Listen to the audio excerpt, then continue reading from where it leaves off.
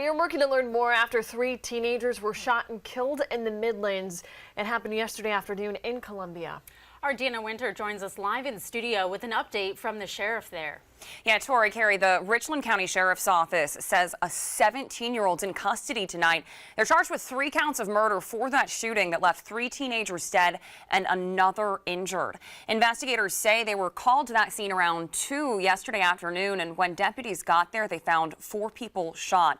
Those victims taken to the hospital where 3 of them between the ages of 16 and 17 died.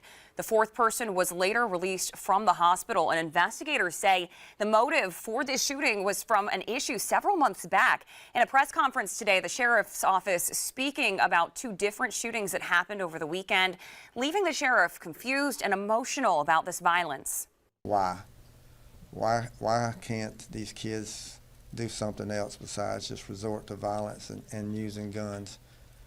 That doesn't solve a problem. It doesn't make anything better. It just makes it worse. So far tonight, the name of that 17-year-old who was arrested has not been released. But the investigation into this shooting is still ongoing, and we'll continue updating you as we learn more. Reporting now live in the studio, I'm Deanna Winter for Fox Carolina News.